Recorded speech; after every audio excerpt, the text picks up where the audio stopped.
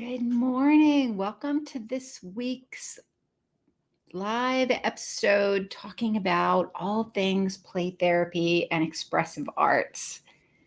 So, today I want to talk about what are 4 things that you can do to take your play therapy skills to the next level. If there's one thing that I've learned over the last 30 plus years in child and adolescent mental health, it's that you really do need to have a good grounding in a theoretical model, know how to play. uh, Sorry, my mouth isn't working this morning. Know how to apply that theoretical model. And I would say the key ingredient to all of it is that therapeutic relationship. And if you don't manage your inner critic well, then it is really going to derail the whole process. So those are the things that I want to talk about today in order to help you make a difference in the lives of your clients. If you ask any play therapist, and I would add any mental health provider, why they got into this field to begin with, they will tell you that they want to make a difference. And in child and adolescent mental health, we want to make a difference in the lives of children and adolescents, which means we're going to make a difference in the lives of families, ultimately, because children exist within families. I probably would make the case that that's true for adults as well when you're working with adults. So let's get started for today talking about 4 key things that you need to keep in mind in order to take your skills to the next level and make a difference in the lives of children and adolescents the way that you want to move from feeling like a big giant imposter who is not doing a very good job to somebody who feels confident and rewarding to make that difference in the lives of children and their families. So if you're joining me today, I would love to see who's here. Go ahead and post your name in the comments. I'd love to know where you're from, what population you work with, what play therapy modalities are you using? Are you providing play therapy right now? If you're watching on the replay, welcome, welcome, welcome. I'd love to hear your comments as well. Where are you from? What population you work with? And what questions you have. One of the things we want to keep in mind while we're having these conversations is this is more for kind of education purposes and helping you get to the next level. We're not really staffing cases just because of client privacy. So I would just make that caveat about the purpose of today's session. If you're interested in getting more hands-on support staffing your cases, I am going to be talking about Play Therapy Academy. That is one of the ways that you get a lot of really good hands-on support to take your play therapy skills to the next level. So I'll talk a little bit more about Play Therapy Academy and some of the courses that I have available at the end. So you'll want to stick around and watch that at the end. I'm Kathy Spooner. I'm a licensed clinical social worker and a registered play therapist supervisor here in the United States. And I have been in the mental health field for 30 plus years. I was going to say since the early I got started in 1990. So I have been I've been working with children, adolescents, and families way before that, but that's when I started my master's degree program to do the counseling part. Once I got introduced to play therapy, even before I started my master's program, I got introduced to play therapy. And that was really what was a game changer for me to set me on this path of counseling. So good morning, Steph. Steph says, looking forward to the live stream. I hope you are doing well, Steph. Steph is in my Play Therapy Academy. And so let's get started for today.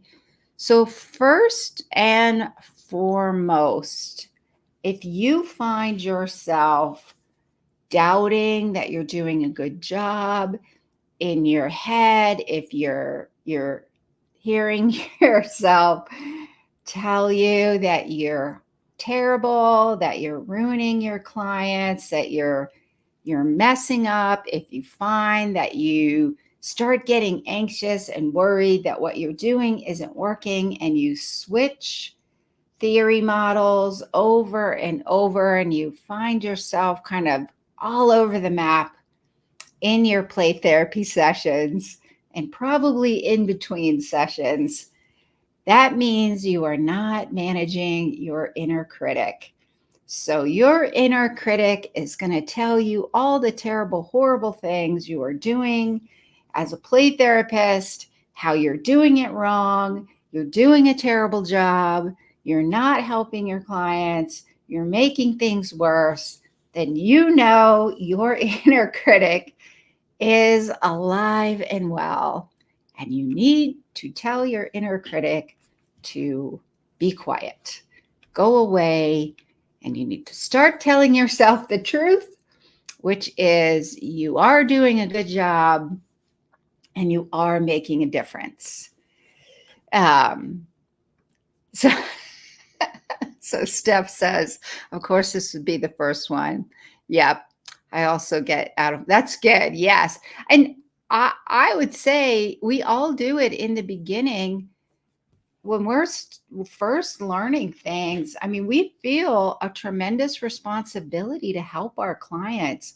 I mean, we invest time and money to get our master's degree, to get the education and training because we want to make a difference. We're caring, empathic people. And so it feels like a very heavy weight of responsibility. And so that's what happens. We end up letting our inner critic shut us down and derail us. So first and foremost, I would say the key thing that I've noticed first and foremost in my own experience going through this process, but also for the last 15 years supervising and providing consultation for child and adolescent therapists using play therapy, is you really need to shut down that inner critic. You need to recognize your inner critic is alive and well first and foremost, and then you need to tell it to be quiet. Because what happens is you're going to second guess yourself that you're not doing a good job. You're going to second guess yourself that what you're doing isn't working, which means you're not going to use a clear plan to help you navigate all of the ups and downs, so to speak, in the through all the stages of the play therapy process. And it's going to be really difficult. And I would say, I think you could say almost impossible to stay congruent in your sessions with that unconditional positive regard and empathy if you're telling yourself you're doing a terrible job. You can't also simultaneously be focused on being congruent with unconditional positive regard and empathy. And so the other thing that'll happen is, and this comes up a lot, I hear this all the time. We talk about this a lot in Play Therapy Academy, is having conversations with parents. And what I find often happens is because your inner critic is telling you you're doing a horrible job, your inner critic tells you basically that you're essentially stealing money, so to speak, when you're meeting with parents, that you have to somehow prove your value and worth to parents so they'll keep their child in play therapy so you can help them and you won't be a big giant failure. Then it's going to make it hard to have those challenging conversations with parents. First and foremost, you have to get clear yourself that you are making a difference. You do know what you're doing. And if you're just learning, that's the whole point of getting consultation and going to training. A lot of what we do in Play Therapy Academy is every time we meet, we're staffing 2 clients every time we meet. So we're going through a theoretical model. We're doing the case conceptualization, which is a fancy way of saying what exactly is going on with your problem. Because the question that gets asked during the consultation is, am I doing the right thing? Should I be doing something differently? And that'll bring us back to, we can't answer that question until we get a clear understanding of what's going on.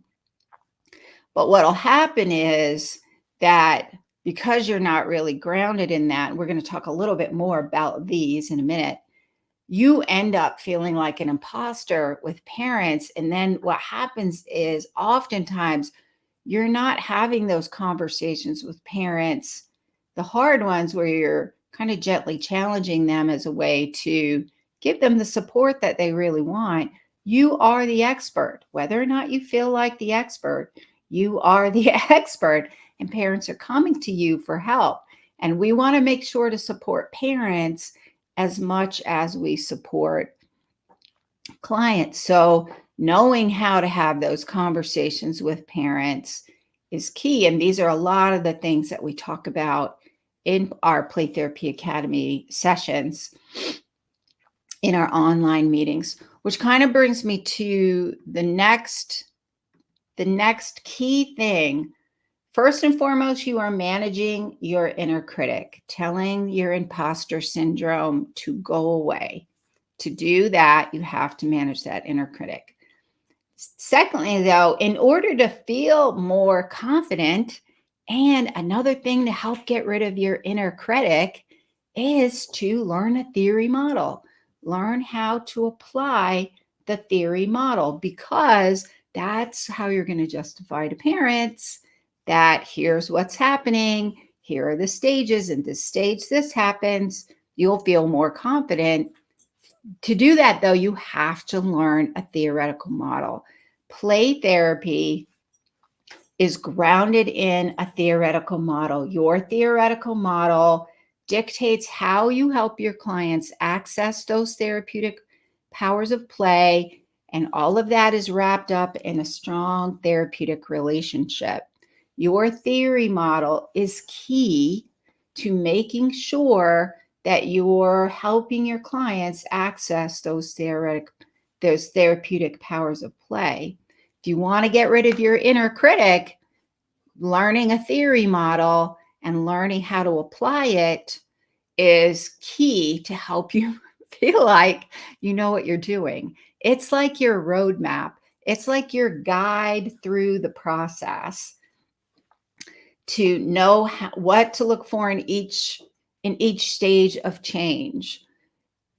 These are key things. And what I often find happen is your inner critic takes over, and then you're not really taking time to learn a play therapy model because it's hard, it's challenging, it's uncomfortable, which is why it's really important to have really good support. We do a lot of this in Play Therapy Academy, which is helping to take the training that you've gotten for your theoretical model and do the practical application of that. It's really hard to learn a play therapy model all by your onesies. I would say when I started getting play therapy supervision, that was such a game changer. I felt like I had direction. I knew where to go. I knew what was going on. I knew how to make sense of things. My imposter syndrome disappeared once I got that really good grounding. And then it only reared its ugly head every once in a while. To get really good, though, I can't stress enough the importance of learning that theoretical model, and your therapeutic relationship is most definitely important. So I want to give the impression that that's not important. That's not the focus for today. The focus for today is what are some things, like some step-by-step, some practical things you can do to feel more confident and take your skills to the next level. To do that effectively with clients, we always want to wrap that up in a good therapeutic relationship, though. The third thing you want to do is to make sure, I'm going to use some really fancy terms here, so hold on. If you haven't heard me talk about these before, the two things I'm about to talk about now, I have gone into much more depth in other live stream episodes. So if you're interested in watching some of my previous live streams, you probably want to hop over there and watch some. I live stream every week into my Facebook group, which is called Play and Expressive Arts Therapy Playground. It's for child and adolescent therapists who want to use play therapy and expressive arts with their clients. So if you're interested in that and you're on Facebook, you can hop over there and join my Facebook group. It's for mental health professionals working with children, adolescents, and families. You do have to answer all of the questions in order to get into the group. If you don't answer all the questions, you won't be able to get in. I also stream every week into my LinkedIn channel, Kathy Spooner. I live stream into my YouTube channel, Kathy Spooner Renewing Hearts Training, and here on Instagram every week. So I go live every week on Wednesdays at 7 a.m. Pacific time. If you're not available for the live version where you can kind of interact and ask questions, then you can always watch the replay. And eventually, pretty soon in 2024, these will be a podcast, so you'll be able to access these on a podcast as well. So if you want to watch some of these replays, probably the best place to find all the replays is on my YouTube channel. You just click on the live tab. If you're in my Facebook group, you can find most of them in the feed. You can also go into the featured section. I pin all of the replays in the featured section. So I have gone into case conceptualization and treatment planning much more depth in these previous episodes. So you may want to go back and watch those. So here's the thing. So you're managing your inner critic and telling your inner critic to be quiet. You are learning a play therapy theoretical model. Stick with one. And once you get really good at that one, then you can always add other ones, but you really want to get a play therapy model. And then the other thing that involves those two is aligning your case conceptualization and your treatment planning with your play therapy theoretical model. So what do I mean by that? Those are two really fancy terms. Clinical case conceptualization is essentially how you are taking all of that information you've gathered from your initial diagnostic session where you're asking a bunch of questions. You're taking all of that information to figure out what exactly is going on. Parents are going to bring their child because they're presenting certain symptoms that are concerning them. With the case conceptualization, what you're doing is you're essentially figuring out what are the roots of that, what's underneath the behavior that's activating the behavior, and what are the patterns going on with the child as well as their system that are perpetuating this problem. So that's essentially case conceptualization, and your play therapy theoretical model is going to influence how you define exactly what the problem is. So how somebody using Jungian play therapy defines the problem is going to be different in many ways than somebody who maybe is using Adlerian play therapy, or somebody who's using child-centered play therapy is going to define the problem much differently than probably somebody who's using cognitive behavioral play therapy. Your play therapy model is going to influence how you see the problem.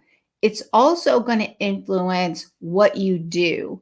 So treatment planning is more than just your treatment plan. Your treatment plan is the operationalized plan that you come up with to solve the problem. So your treatment planning takes how you've identified what the problem is and why the problem is happening. And your treatment planning is essentially, what are you going to do to help your client overcome that? So you can see here where your play therapy model is heavily influencing how you're going to do that. It's going to influence what you do in your play therapy sessions, how you apply that model in your play therapy sessions. Ultimately, you end up with, when you do your treatment planning process, ultimately you'll end up with a treatment plan, which is basically kind of telling you what needs to happen in order for the problem to be solved. Child-centered play therapy treatment plan is probably going to look different than maybe a Gestalt play therapy treatment plan or an Adlerian play therapy treatment plan. There are probably some similarities across all of those, how you put that in your treatment plan. Essentially, though, what you do in those sessions and how you do it and how you help your client to get better is going to be influenced by your play therapy model. And this is where so a lot of what we do in Play Therapy Academy is, how do you do that? It's like the practical application as we're staffing cases. What are you doing in your sessions? We'll watch video, we'll look at themes and recognize those to get a sense of where your client is in the change process. What do you need to do to help them? So really having that ability to have some hands-on support will make a difference. Ultimately, though, in order to really feel like you're getting great results, you want to make sure that you're aligning your case conceptualization and your treatment planning with your play therapy theoretical model. And here's the thing, here's the benefit, here's the bonus. It will also help to get rid of your imposter syndrome. You won't feel like you don't know what you're doing because you'll have a framework that's guiding you through the process with your play therapy model. And then you'll be using that to identify what's going on and how you're going to help your client solve that problem, which is then going to make you feel much more confident when you're sitting in front of parents and having a conversation. You'll feel like you're more confident in what you're doing. So these all really go together, to be completely honest. And here's the final thing, and I've kind of been mentioning this throughout the live stream episode, throughout this episode today, which is basically get good training and consultation. That is the game changer to help you feel more confident, to help you know how to apply a theoretical model, help you recognize what is going on with your client and how you can help them, and then be able to feel like you're actually making a difference, because you're going to get the support. It won't just be you trying to figure it out on your own. It's almost impossible to do that when you're learning something. Nobody ends up an expert all by themselves. It's rare. We never use, never and always. And the likelihood you're going to end up getting that confidence level and making the difference that you want to make all by your onesies is pretty darn slim. We all need support in order to get there. So investing your time and hard-earned money in some good training and some good consultation to help you get there, I think, is the key to being able to accomplish the three things we just talked about, with getting rid of your inner critic, learning a play therapy model, and aligning your treatment, your case conceptualization with your treatment planning. So that is it for today. Let me do a quick recap. First and foremost, you really want to manage your inner critic so that you can show up authentically and congruently in your sessions with your clients. If nothing else, remember this: if your inner critic is just off the chain, being mean to you, settle your mind on this. And this is where that therapeutic relationship comes in. Settle your mind on this. If nothing else, remember that the presence of an empathic and caring other is in itself healing. Nobody's perfect.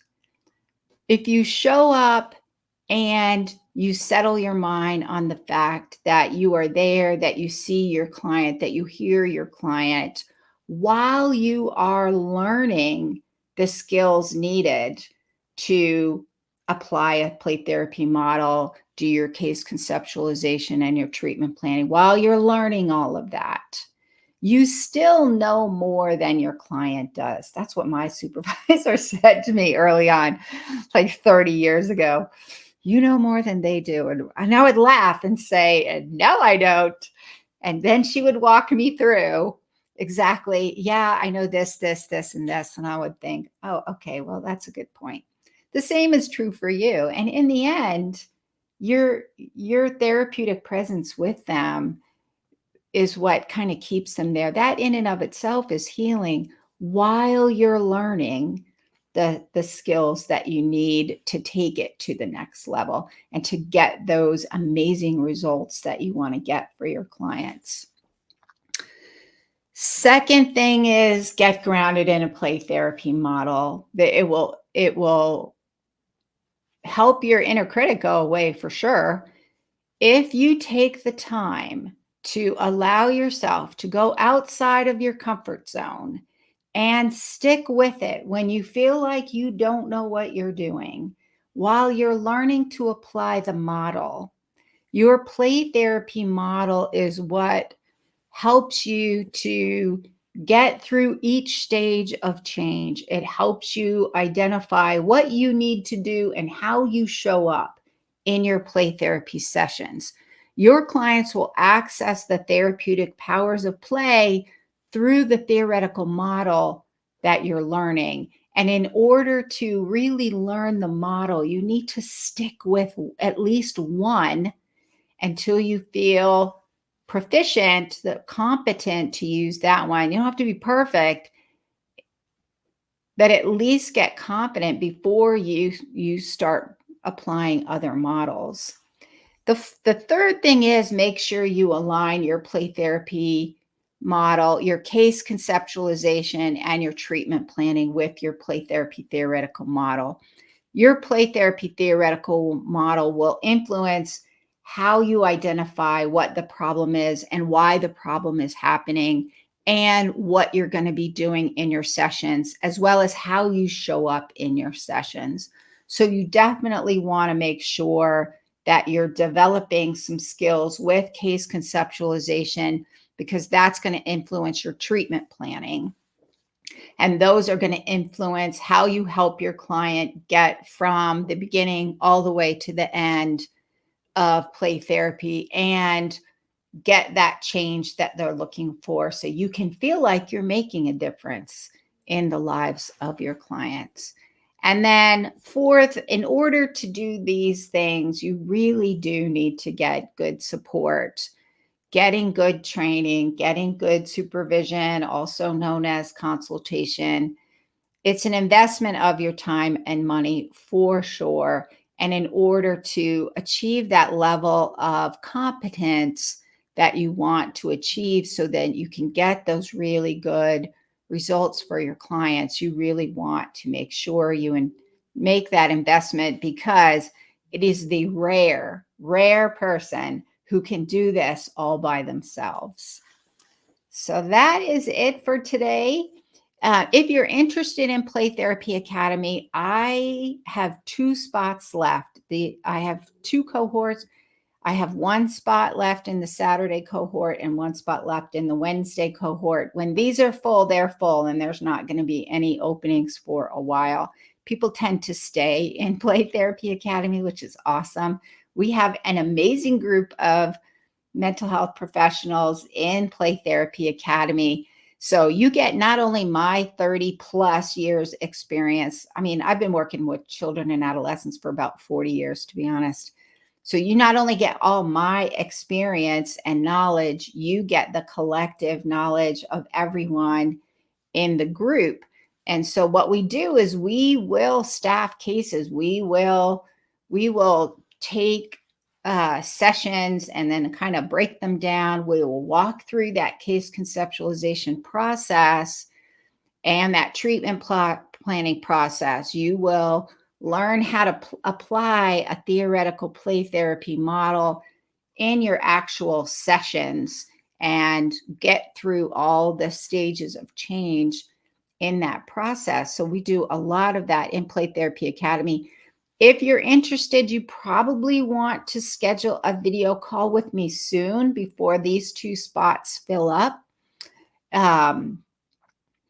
You can schedule a video call. So my amazing virtual assistant, Brill, although you'll see him notice as Dom, he's my virtual assistant. He's going to be posting the links to learn more about Play Therapy Academy in the comments. He's also going to post a link in there. If you want to schedule a free 30-minute video call with me, then you can do that. In the video call, it's really the time for me to answer all your questions to make sure it's a good fit. So you'll want to schedule that soon, though, because I think these spots are going to fill up pretty quickly. And go ahead and schedule that video call. I always like meeting new people anyway. So if you're interested in courses, maybe you don't need the play therapy supervision or consultation. Maybe you just need the courses for I have a series of courses in the Getting Grounded in Play Therapy Excellence series. That's what I call it. There is Getting Grounded in Play Therapy Foundations, which is the foundation of play therapy. There's also tips in there for how to talk to parents and setting up your playroom, some ethical things to keep in mind in terms of play therapy. So I go over all the questions in there that I usually get asked, and also being able to provide a really firm foundation of what exactly is play therapy and what sets it apart from other from other expressive arts modalities. I also have a course. It's called Getting Grounded in Play Therapy Case Conceptualization. This one walks you step by step through the process to do that case conceptualization so that you can really target what's going on with your client and why it's happening. I call this being a clinical detective. So you're going to learn some clinical detective skills to figure out what's going on with your client. And then the third course I have is Getting Grounded in Play Therapy Treatment Planning. This is where you take that case conceptualization, and this takes you step by step through, first and foremost, the treatment planning process, and then how to actually write play therapy treatment plans that are going to align with your play therapy theoretical model. So I take you step by step through how to write a play therapy treatment plan. First, though, you want to go through that treatment planning process, and then there are some step by step with case examples and experiences how to write that treatment plan. So if you're interested in those, and I also have another course that's coming out in December, which is Getting Grounded in Play Therapy Progress Notes. So you want to be on the lookout for that one coming out. If you're interested in Play Therapy Academy includes all of these courses in the cost of Play Therapy Academy, in addition to the twice a month group consultation meetings. We also have a group chat feature to get support in between group meetings, and then some other bonuses for Play Therapy Academy.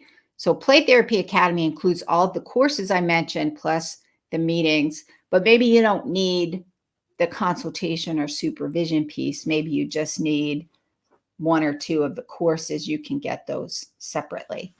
So the links for the courses is also in the comments. If you're interested, you can always pop over to my website at rhplaytherapytraining.com. I have some free resources on my website, also information about Play Therapy Academy, also information about the courses. So any of those things to kind of help support you as you are learning play therapy. And maybe you've been doing play therapy for a while and you still need some of this support. That happens as well, because one of the things that I've found is that even though we may be pretty seasoned or have your clinical license, sometimes there are gaps in learning. And so these might be useful as well. So anyway, hop over to my website. You'll find all the information there. And I will see you next time. See you next week. Bye for now.